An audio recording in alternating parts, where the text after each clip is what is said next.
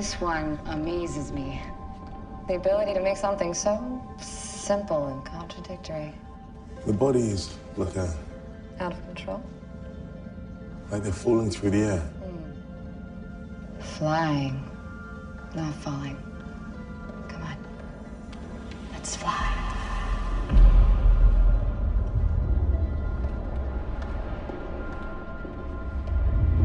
Welcome to The Trend. I'm Rebecca Granet. There's a new mysterious show on the USA Network called Falling Water, which calls into question the meaning of our dreams. And my guest today stars as the woman in red on that show, Anna Wood. Welcome to the show. Thank you for having me. Thank you for being here. My pleasure. So it is so mysterious, this show, that you don't actually even get a name. You're the woman in red. That's right. Yeah, there's a name that we were sort of working with just to sort of humanize her as a person for me, and then it was revealed to me later that that's not her name. She's the woman in red, and really he just wanted me to give her a heart and soul. But yeah, the name remains a mystery. When you got the script for this show, like what, because it is so mind-blowing, what were you thinking? Well, before I got the script for the show, I got a couple of scenes, and I actually auditioned for the test role first. So I got these super trippy dream scenes, and I was so intrigued. I mean, you know, as you can see, there's not a lot of answers, and oftentimes there's more questions than answers. So for me, it was just like, what is this? I need to know more. I'm so intrigued by this morsel. So you were even hooked when you first saw it? Yeah, I was. Yeah, I was. I just wanted to, like, be a part of digging into those questions and finding answers. What is this all about? Give us a synopsis. Easier said than done, yeah. But I'll do my best. So basically, the premise for the show is there's 3 people we're following who are experiencing these sort of strange coincidences in their dreams in real life, and it feels like their dreams are communicating things to them that are answering questions they have in their waking life. And as the show progresses, we realize that perhaps their dreams hold more weight in reality than they originally thought. And beyond that, perhaps they're even connected and part of a greater sort of mosaic of dreamers. No, I think that's good. When you watch the show, it is absolutely incredible the way that you piecemeal together different clues and facts and as you go through the different episodes. Yeah. As somebody who's acting in a role in this show, how do you take apart your character? Like, how far do you get to read into the script? Like, how much do you know before you get to deliver lines? And how do you, like, is it a different process than some other types of shows that might be more straightforward? Definitely a different process. So on this show, every time we got a script, we had sort of a 1 or 2 week period where we could powwow with the creator, Blake Masters, and ask him whatever questions we had. And he was really smart about what questions he would answer and what questions he felt like he needed to hold off on for us. There were also things that I knew about my character that, say, my acting partner, David Ajala, didn't know about his character, and we all sort of had secrets from each other. So, yeah, like, it was definitely a lot more vague than your average script. But for me, my process was just about telling a human story. You know, even though we don't know her name and even though we don't know where she's coming from or all these sort of details about her, she is a human being and she is in love and she is fighting for her love, and that's something we can all relate to. So I just worked really hard to tell that human story and not sort of play into the circumstances of dream versus reality, but just say, like, this is a woman who's fighting for her love. Absolutely.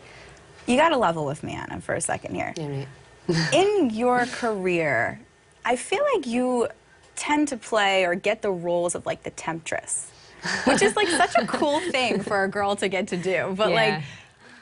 but not every day do we feel, like, super sexy or, like, ready to go. So how do you, I mean, obviously you're acting you know, when you have to turn it on, but how do you, like, let's go with the scenario, you get up, you're running a little late for work, you run in there, maybe you spill your coffee, whatever it is, and then, like, all of a sudden, you have to be the woman in red. How does that work? Oh, I'm so different.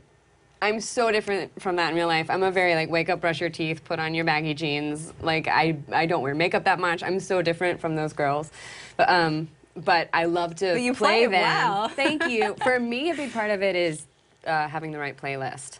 Okay. Like, I think music is so transformative, it is for me. So even if I'm feeling flustered and not so hot and not very sexy and seductive that day, I'll put on some, like, I don't know, like, I put a spell Marvin on Gaye you. or Yeah, a little Marvin Gaye, if that's what does the trick. Or, like, I put on, like, some Annie Lennox or, you know, even some, like, I don't know, Zeppelin, just stuff that, like, speaks to, like, the carnal side of me and just, like, allow that music to inform my energy and my body and then just start to sort of try to embody that sexiness. It sets you up for a good day. Yeah, exactly. Awesome. So you're married to Dane DeHaan, the wonderful actor. He is. And I want to talk about his the trailer coming out for his new movie coming up. But when you do these scenes, these kissing scenes and things like that, how did you approach that in your marriage? Like, is he cool with it? Is he like, yeah. does he watch? Does he like? Yeah, he watches. He He's does. Cool.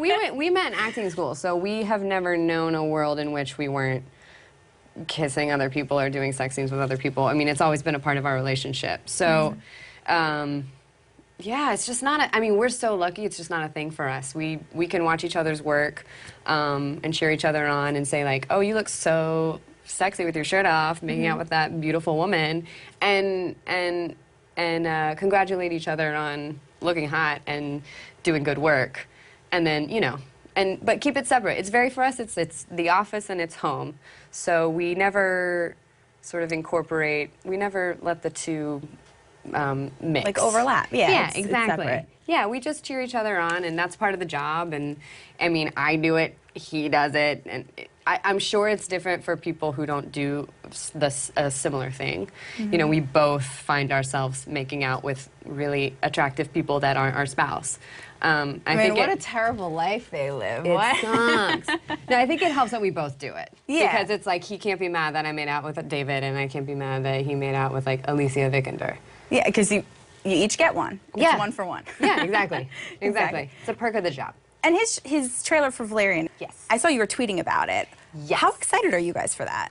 We're really excited. We got a link to it, and we watched it several times in a row before the link expired. It's just, it's a cool movie. It's a beautiful trailer, and I'm so proud of him getting to do something like that. It's kind of a dream come true for him and for me to watch him do it. Yeah, and I'm sure for him to watch you in Falling Water as well, and all the Yeah. other projects that you have going on. Yeah. And one thing that I think is really cool for people to know is that if you follow the Falling Water Twitter account, there's links to places where they analyze your own dreams and they talk about all that. Yeah. Even that millennials dream differently, like some Yeah. research that they dream differently than other generations. Yeah. So I'm wondering, how has being in this show affected how you view your own dreams? I think for me, it just made me a little bit more hyper aware of my dreams. Like, I've always noticed my dreams or made note of them, but now I go beyond that and wonder, okay, what is that trying to tell me, or what is that symbolizing in my real life, and is my dream sort of giving me a clue on how to work through this problem I'm suffering from, or help me answer some questions I might have in my waking life. So it's, for me, just called my attention to them in a little bit more of a clear way. Can you sleep just as easily? Oh, I've never been a good sleeper. No. I'm the worst sleeper, yeah. Why? So I can sleep just as not easily.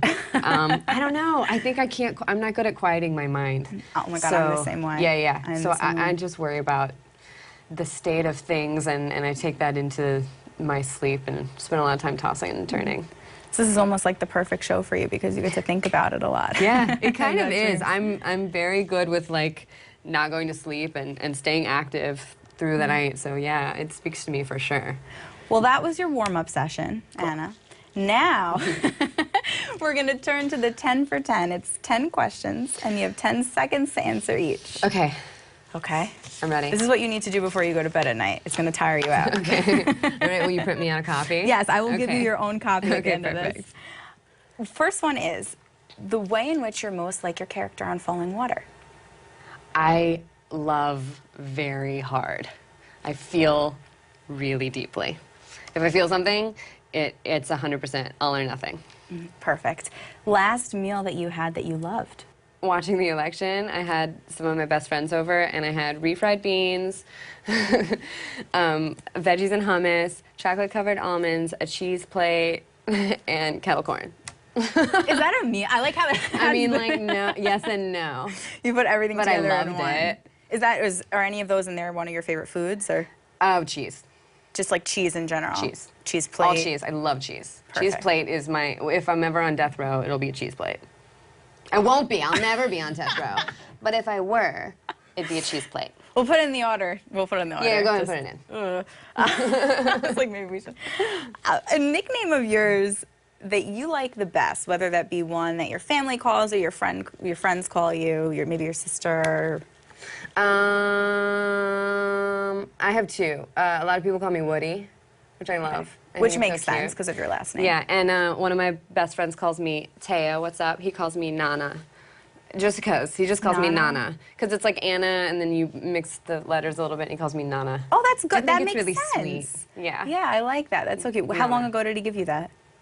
Years. It's been years. been years. He's an old college buddy, so 12 years, something like that. You have, side note, you have really long relationships, I'm noticing, between meeting your husband so early. Like, you are very Yeah. good at keeping relationships. Thank you. Which is yeah, very, I'm lucky. very nice thing. I'm lucky in that way. Thank you. Of course. What's your favorite song right now, besides for your pump-up songs? I don't know I can't think of the artist, but I'm big You want to on. sing it or hum it? I'll help you if you want.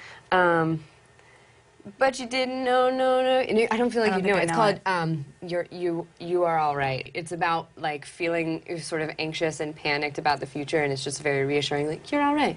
It's got a really good trumpet solo in it. I like a horn calming- section. Bring in the horn I section. love a Brad. horn section. Yeah, it's one of my things. That's good. That's good. You're all right. All right, I'm going to check that out. Yeah. The last time you were embarrassed. Sorry to be political, but I'm embarrassed about our election and the way that the person we You're elected personally for- embarrassed, or? I'm embarrassed for our country, unfortunately. Not to be political, but that is my embarrassment at this time. No, that's, yeah. Well, you were very, I saw online, I'm you're super very vocal political, about it, yeah. so yeah. Yeah. But the song. But you are all We're right. all right. And also, we were listening to the car on the way here. We're Gonna Be All Right by Kendrick Lamar. Oh, anything that's like, we good. got this, we're okay, band together, love. I'm listening to Unity. That's on my playlist today. Oh, I like that. Yeah. A daily playlist. Yeah. If you could work with any actor or actress in the future, who would your dream co-star be? If you could dream up the best one. Wow, that's a tough question. That's a really tough I question. told you, the first part was the warm-up. Yeah, well, and all of these questions, I mean, that's major. Just off the top of my head, and this is just someone that comes to mind. There are so many people I'd love to work with, but Chris Cooper. Okay. He's an adaptation, among many other things, and he's just. My husband's got to work with him in a movie, and he's just incredible. So not only a dream co-star, but also sort of an endorsement from your, because you know that he's good to work with. Yeah. He's just an amazing, deeply feeling actor. Like he radiates off the screen everything he does. Okay, well there you go, Chris. Yeah, Chris Cooper. Well, when you look at your future family, potentially, what does it look like? Are there kids? Is it? Oh yeah, there's kids. There are. I'd love to have kids, yeah. How many kids? I don't know. I feel like, for me, I'm very, like, of the moment. So it's like, have a kid. Don't have a kid, See have how a kid it again, goes. don't have a kid. Yeah, like, focus on this and then, like, take it from there. Probably more than one, but I don't know how I'll bide with one or the state of the world and how many kids I want to bring into that. But, yeah, I want to have a family. We have a dog that we treat like a human baby right now. So cute, too. God, she's everything. So She's cute. everything. Oh my Yeah. God, I love her. Thank you. I mean, I like don't know her, but I've No, looked but at her I online, get it. I and love her too. She's so cute. She's I love very her like I lovable. love Chris Cooper. Yeah, I don't know him, but You love Chris Cooper like a puppy. Yeah, I love him. Exactly. What is your favorite thing about living in New York? The people. I love that there's every single kind of person, race, creed, sex, everybody. There's freak flags flying, and there's just, every single kind of human being is in this city. You can just be you. Yeah. Yeah. Yeah. I told someone recently, everybody fits in because no one fits in. We're just all. That's kind of good. I like Yeah, that. yeah. It's just a really beautiful random and exciting group of humans, and I feel like walking down the street gives me life in the city. Seeing all these souls is really feeds my soul. Absolutely. Yeah. What is, about Falling Water for a second, your most meaningful dream that you've had?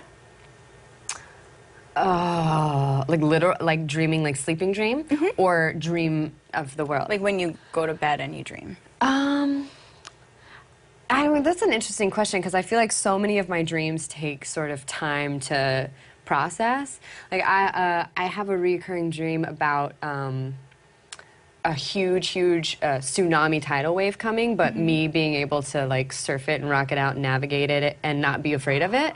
So I feel like for me... Wait, stop, Anna. You have dreams about water. I do. And then on your show, in the show, No, I Falling do. Water, and the dreams have Exactly. water in them. That's like fantastic. Exactly. Yeah, I know. Oh it's my gosh. perfect. Sorry. But I have dreams that I like that this huge scary wave is coming, and then I can just totally... I don't let myself be afraid of it, and I totally like surf it and rock it out and handle it.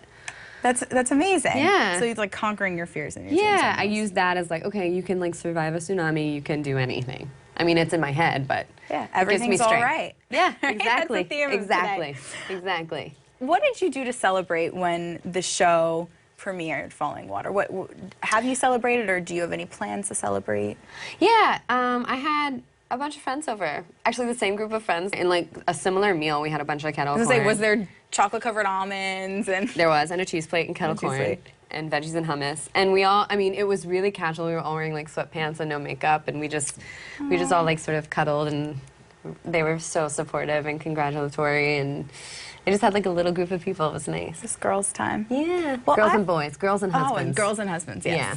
Well, I've loved having girls' time with you. I appreciate you being here. I love some good girl time. Right? It's the best. Yeah.